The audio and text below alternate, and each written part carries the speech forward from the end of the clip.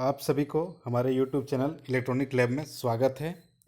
आज हम लोग क्लास 10 का इकोनॉमिक्स का चैप्टर नंबर 1 विकास के बारे में वस्तुनिष्ठ प्रश्न को हल करेंगे, जो हमेशा एग्ज़ाम में पूछे जाते हैं।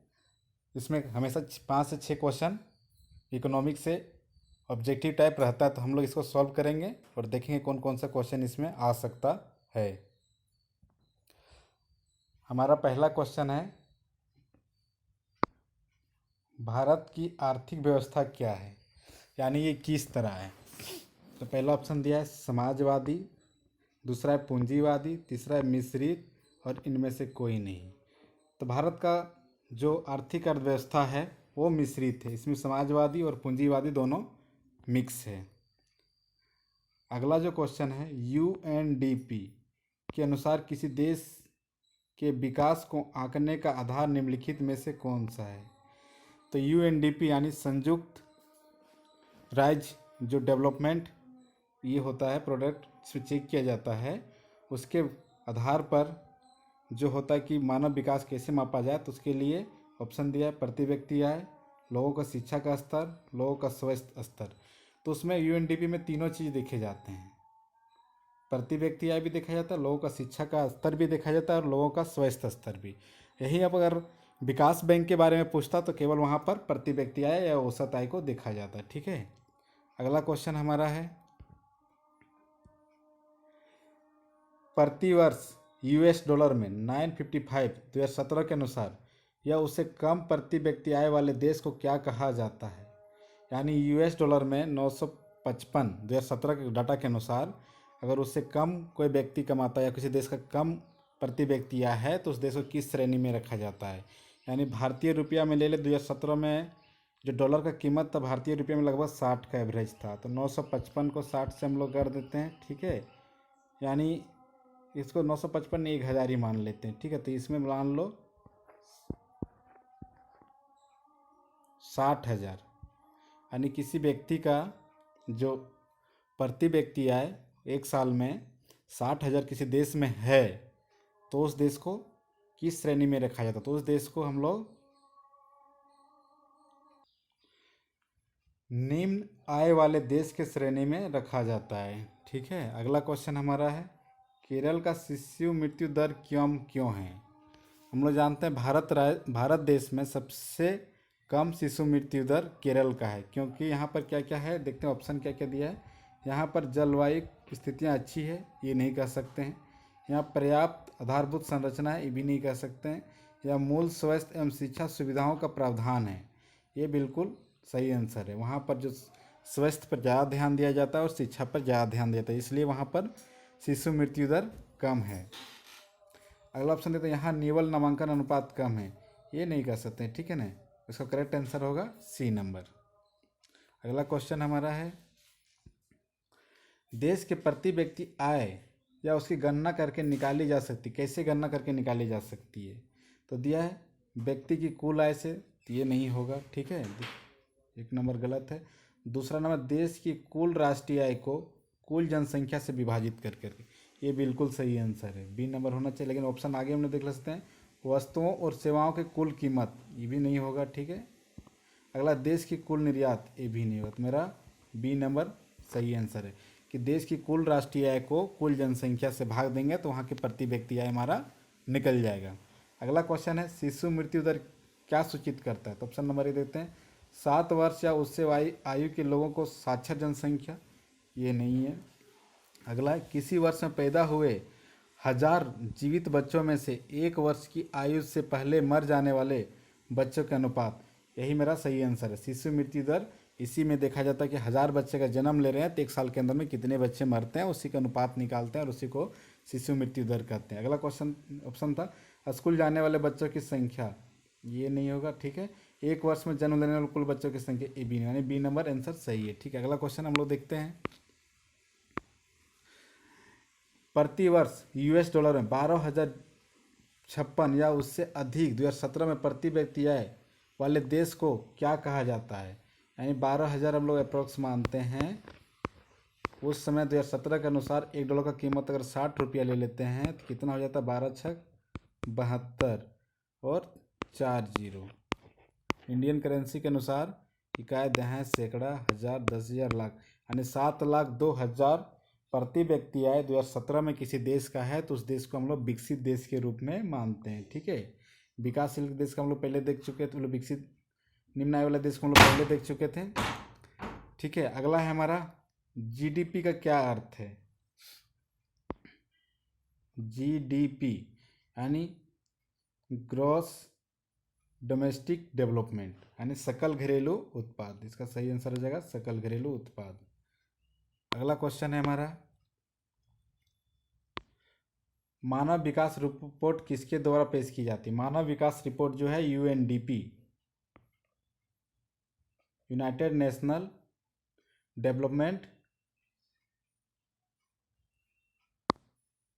प्रोग्राम, यानी संयुक्त राष्ट्र विकास प्रोग्राम जो कार्यक्रम है उसके आधार पर ये ज्ञात किया जाता है। ठीक है ना। अगला है, भारत के किस राज्य में साक्षरता दर सबसे ज़्यादा है। तो हम लोग जानते हैं भारत का सबसे साक्षरता दर केरल में अधिक है, सबसे कम है हमारा बिहार, उड़ीसा, इस सब में। ठीक है, अगला ऑप्शन है हमारा, अगला क्वेश्चन है, इनमें से किस देश में मिश्रित अर्थव्यवस्था है। हम जानते हैं कि अमेरिका में जो पूंजीवाद है, रूस में समाजवादी है और भारत में दोनों मिला के मिश्रितवादी है। भारत मेरा सही आंसर होगा, ये दोनों मेरा गलत आंसर है। ठीक है, अगला है, स्वतंत्रता प्राप्ति के बाद भारत का मुख्य आर्थिक उद्देश्य क्या था। यानी भारत आज़ाद होने के बाद उसका मुख्य उद्देश्य क्या था। तो तीव्र आर्थिक विकास, ये भी था बिल्कुल सही।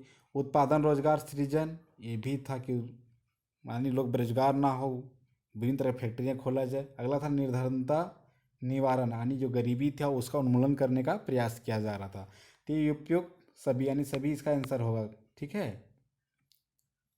अगला क्वेश्चन हमारा है, निम्नलिखित में से कौन सा उद्योगपतियों के लिए एक विकासात्मक लक्ष्य है।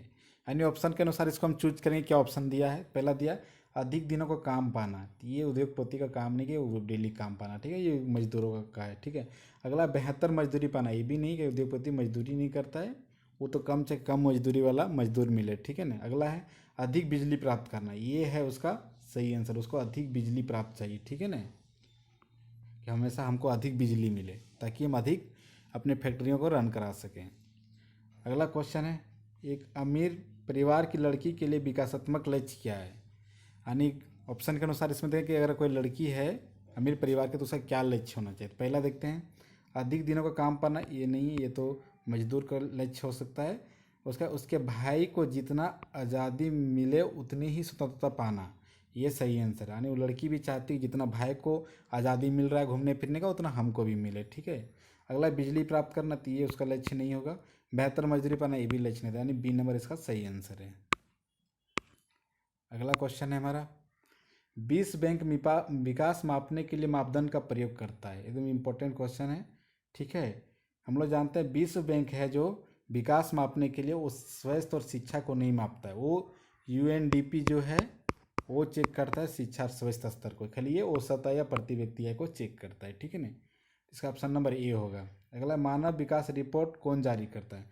तो मानव विकास रिपोर्ट जो करता है संयुक्त राष्ट्र विकास कार्यक्रम, जो भी बताए थे UNDP, united nation development programme. ठीक है ना, ये जारी करता है। कभी कभी यूएनडीपी का फुल फॉर्म भी पूछ देता है, तो आपको याद रखना है यूनाइटेड नेशन डेवलपमेंट प्रोग्राम, यानी हिंदी में इसको संयुक्त राष्ट्र विकास कार्यक्रम बोलते हैं। ठीक है, अगला मेरा क्वेश्चन है, अर्थव्यवस्थाओं के मुख्य प्रकार क्या है। अर्थव्यवस्था कितने प्रकार, अर्थव्यवस्थाओं का मुख्य 3 प्रकार हैं, हम पहले बता चुके हैं कि पहला हो जाएगा समाजवादी, दूसरा पूंजीवादी और तीसरा मिश्रित अर्थव्यवस्था। तो ये 3 नंबर। ठीक है, अगला हम लोग देखते हैं, एक समाजवादी अर्थव्यवस्था में सर्वाधिक बल दिया जाता है। समाजवादी में क्या बल दिया जाता है। हम लोग जानते हैं जहाँ समाजवादी है जो भी काम होता है वो गवर्नमेंट के आधार पर हो, गवर्नमेंट के जरिए होता है, उसके कंट्रोल में होता है, और जो प्रॉफिट होता है वहाँ सभी जो सरकार के अंतर्गत जो लोग रहते हैं उन पर वो खर्च किए जाते हैं। तो ये लोक कल्याण के लिए होता है। तो यहाँ पर देते हैं आर्थिक स्वतंत्रता पर, ये गलत आंसर है। उत्पादन कुशलता पर, ये भी गलत आंसर है। तो लोक कल्याण पर ये दिया जाता है। ठीक है ना, अगर वहीं पूछता कि अगर पूंजीवाद का क्या है, तो अधिकतम लाभ अर्जित करना होता है पूंजीवाद के लिए। ठीक है ना, तब मेरा ऑप्शन नंबर सी सही आंसर। अगला है, निम्न में से किसे पिछड़ा राज्य कहा जाता है? निम्न में से किसे पिछड़ा राज्य कहा जाता है? इसको ऑप्शन के अनुसार देखेंगे। पंजाब, पंजाब पिछड़ा राज्य नहीं है तो ये नहीं होगा। केरल, केरल भी पिछड़ा राज्य नहीं तो ये भी नहीं होगा। बिहार है सही ऑप्शन। दिल्ली भी पिछड़ा राज्य नहीं, बिहार सही आंसर है, ठीक है ना। अगला है, आर्थिक विकास की माप के लिए उपयुक्त सूचकांक क्या है? आर्थिक विकास अगर मापते हैं तो उचित सूचकांक क्या है? यहाँ पर यूएनडीपी से नहीं पूछा गया, आर्थिक विकास के लिए पूछ रहा है। तो प्रति व्यक्ति आय यहाँ गलत दिया है, ठीक है। प्रति व्यक्ति आय है ऑप्शन मेरा सही होगा, ठीक है ना, प्रति व्यक्ति आय के अनुसार पर, ठीक है। अगला क्वेश्चन है, भारत में योजना आयोग का गठन कब हुआ था? तो भारत में योजना आयोग को जैसे भारत आज़ाद हुआ था और संविधान लागू हुए तो उसके बाद ही योजना आयोग का गठन किया गया था, जिसमें प्रतिवर्ष प्लान किया जाता था कि इस वर्ष हमारे अपने देश के लिए क्या करना है काम। तो ये 15 मार्च 1950 को बनाया गया था, जो अभी 2015 में इसको समाप्त कर दिया गया और वहाँ पर नीति आयोग का गठन कर दिया गया। कितना से? 15 अगस्त 2015 से। योजना आयोग अभी समाप्त हो चुका है। 15 अगस्त 2015 से नीति आयोग उसके बदले काम कर रहा है। इस तरह से हमने 10 मिनट में 21 क्वेश्चन सॉल्व किए और इस चैप्टर को ख़त्म कर दिया। अगर आपको वीडियो अच्छा लगे है तो इस चैनल को सब्सक्राइब करें और लाइक करें।